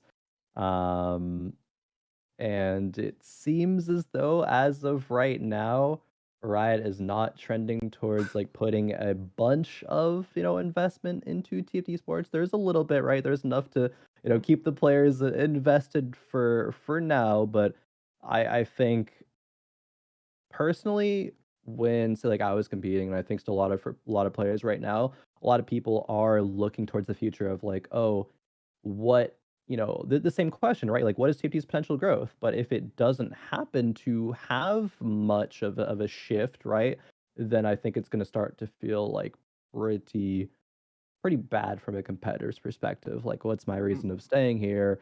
If, the only way you can actually make it as a TFT player is to be a successful streamer as well, like to in terms of like making a living, right? Like you can't make a living off of TFT tournaments, even if like, you're one of the best players. Sometimes even that's just like, not a feasible thing.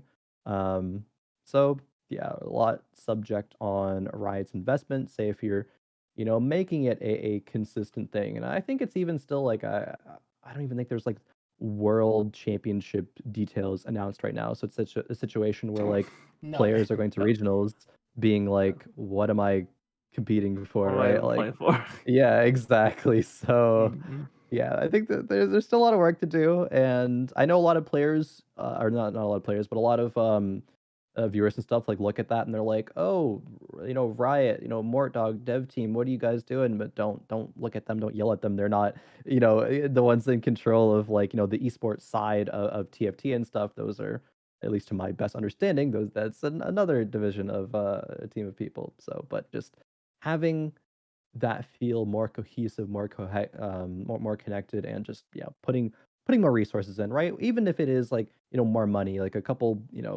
it's easy for me to say as someone who isn't running a business, right? But just a couple thousand or maybe 20,000 more dollars, for like an event or something, or like making the regionals, right? Like big prize pool, really hype. I think it was even a situation where if you compared worlds in set 5 to the Chinese regionals had a bigger prize pool than the Oh, actual it's Yeah. world. way bigger. It's Yeah, Four way times. bigger. so Yeah. it's like, huh?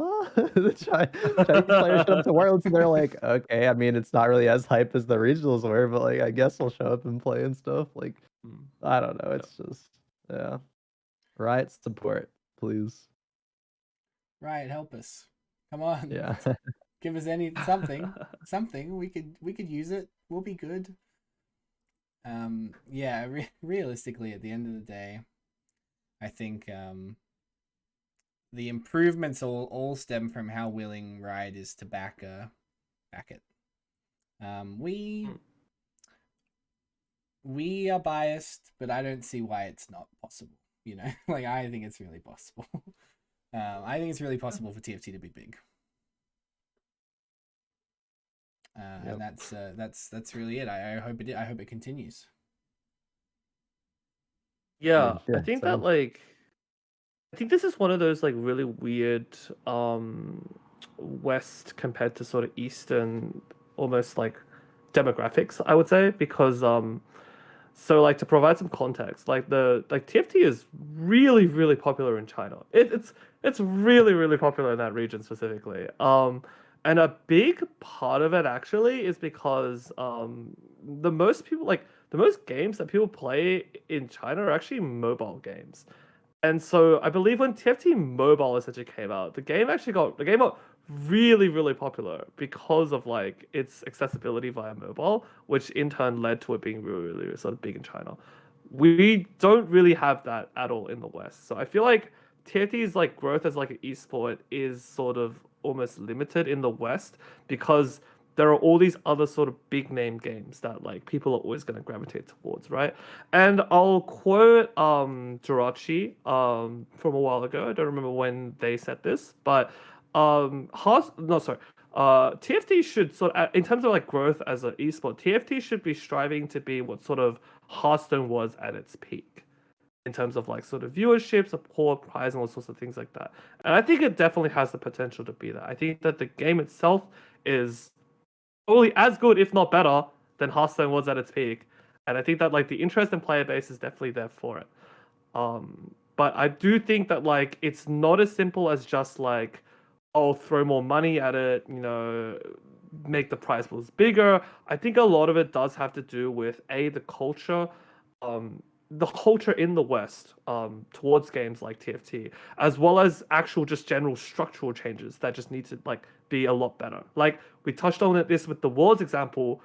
Like the format for Worlds has not even been announced for some reason, and players are about to go play regionals. It's like things like that don't take more money. They simply like, well, they might, but like you know what I mean. Like it's not necessarily about money. It's more just about organization at that point, right? It's more about like, okay, well, at least let the players know what they're even playing for. And it's like I feel like some of it, yeah. I mean, I'm not trying to call anyone out or anything. I'm just saying, but some of it does feel like almost just poor organization and poor structural, like just bad structure, rather than just like, oh, Papa Riot isn't giving us enough money. Yeah. So yeah, that's sort of my take on TFT as an esport. But yeah. Just a little thing to add on to that. It almost feels like Riot sometimes just looks at TFT and they're like, "Oh yeah, TFT. Oh yeah, we gotta like organize this event." It's almost like it's on the Yeah. back burner of priority Yeah. sometimes, which in order for a game to succeed and be successful, like yeah, that shouldn't be the case. And I think as well, there's I mean, TFT is a game that is within the League of Legends client, right? It doesn't really have its own identities to some extent, and there's this is a big problem, I think, actually. If you ask a TFT viewer, like, "Oh, like, when this, like, next, like, event is or something," people don't know. People just hear it from the streamers that they watch, like, when Yeah. events are, like, there's not like, the Yeah. communication between, like, like, Riot comes into and then, like, where people find their information, it's, like, a complete disconnect. It's just, like, it's For actually sure. really, really, really crazy. And if TFT Esports is going to grow and if TFT Esports is going to be a big thing, that needs to change. Yeah. Yeah, somebody with a marketing Yeah, for degree sure. really needs to get in there. Somebody with like a background Yeah. in like social media marketing or something really needs to pop their head up. I think like Mm. having or It- like even like just a link, because it feels like TFT is so disconnected from Sure. Riot, even though it's on the same client. Because Riot don't know what's Mm. going on with the tournament format. So the TFT dev team don't know what's going on. So they can't actively plan or promote things or anything like that. There's not enough there's not enough Yeah. inter-company communication, I guess. Yeah. Yeah, like it almost feels like it's rather than the direct lack of resources, it almost feels like it's just the poor sort of allocation of resources. Like manpower is there, but like it's just not being efficiently, distributed, not being efficiently moved around, right? So yeah. Yeah.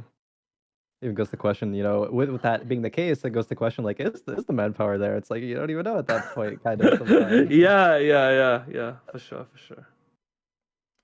All right. I think that'll do. I think that'll do us for Wow. questions. I think it was a pretty good segment just then. Yeah. Guys, big episode. Not only for our fantastic guests, but also for the fantastic input of all of you guys for asking questions. I think we're going to end off finally now by, of course, thanking my wonderful co-host Sol for being with me today. Great to have been on as always. Sorry, I caught you while you're drinking there. That was my fault. That's And okay. then That's all good. our esteemed guest, caster extraordinaire, Crowan. Thank you so much for meeting with us today, for chatting with us. All things sort of TFT. It was a real pleasure, a real treat to have you on. Yeah, thanks for having me. I, always, try to make time and stuff to appear on, podcast interviews, things like that. So it was definitely a treat to be here. I think we had a lot of good conversation. Hopefully, people enjoyed it or will enjoy it in the future and listen to it. So yeah, thank you for having me. Guys, the last thing that we like to do, of course, is we let our guests sort of tell everybody where they can be found, what they've got coming up next. So Crowan, where can people find you if they haven't heard of you before? Yeah, sure. So my main social medias are going to be Twitch and Twitter, just at Crowen, Khroen. I don't have any like really big thing in the near future to look forward to. I've been dabbling into some personal projects. So maybe you'll find me post about those in the in the recent or in the near future rather about those. I've been like doing voice acting stuff and things like that. So, Oh, but fantastic. hopefully Nice, you know that's so some more TFT stuff. Yeah, no, it's been a lot of fun. But yeah, just Twitch and Twitter Oh yeah. at Crowan. And thanks to you guys, shout out the podcast. It's been a lot of fun. Roll Down podcast here. So make sure you guys check it out. I'm sure if you're listening to this, you already have, but yeah, spread the Yeah. word too. Yeah, Spread thanks the for word. checking Tell a us out. friend. You already check us out. Thank you so Hmm. much, guys. Look, for me, Cutler, of course, you can find us. Obviously, if you're listening to this live, you know where to find me. Twitch.tv/Cutler with a 3. TFT, Cutler TFT on Twitter. And of course, Soul is Soul_TFT on Twitch and Twitter as well. Guys, episode 20 of the Roll Down podcast in the books. As always, stay tuned for the post show where we reveal next week's guest and we discuss who's coming on the podcast. The next 4 episodes is what we'll do. We got 4 guests coming up who we're really excited about, so stick around and you'll hear about some of that as well. But until then, for me, Cutler, for Soul, and for Crowan, thank you so much for listening, guys, and we will see you next time. Bye, guys. Till next time. Take care. Peace. Bye. Thank you, Crowan. Appreciate it. Bye.